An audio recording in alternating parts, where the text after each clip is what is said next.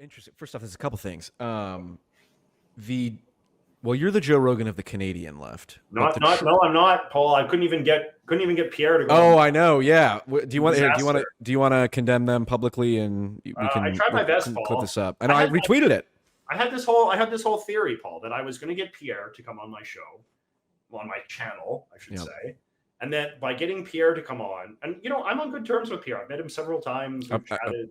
You thought you were on good terms. I thought I was on good terms with Pierre. Anyway, I invited him. I actually spoke with his communications team, and they're like, yeah, we love you, JJ. We'll happily go on your show and blah, blah, blah, blah. Then they just ghosted me.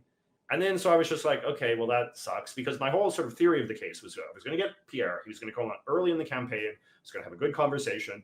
And then I was going to be like, well, Prime Minister, you can come on too. Jagmeet Singh, leader of the third party, you can come on too. I'm an equal opportunity offender, this kind of thing. Because then it would be sort of like, well, why didn't Carney go on, like the Kamala, Trump kind of thing. Not to put myself in the same league, but I think that's a decent theory of the case. You get one figure and then the other candidates are likely to show as well. But instead, Pierre didn't come, so I got no one.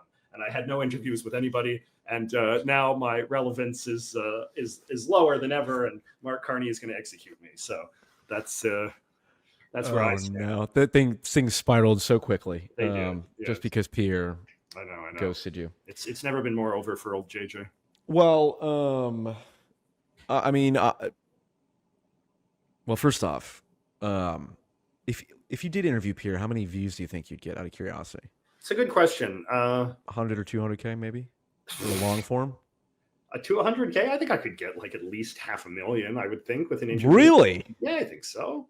My Canada election videos are doing pretty well. Like my video just announcing Carney's when he took over after Trudeau resigned, that video got 300K. So I think exclusive, because Pierre didn't do much media, right? Neither did Carney, for that matter.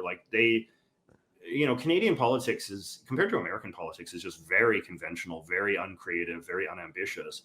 And I think not just me, but I think a lot of Canadian political observers thought that Pierre certainly would take a page out of Trump's playbook and do a lot of sort of new media kind of stuff. Because, there's a lot of Canadian figures out there, not as big as in America, but, there's enough that if he wanted to do the podcast rounds and the YouTube rounds, he could have done it. But instead he didn't. And he preferred to just communicate through rallies and press conferences and television advertisements. So, I don't know if that played a huge role in his losing, but, clearly the strategy didn't win. He had. Interesting. So. How was it?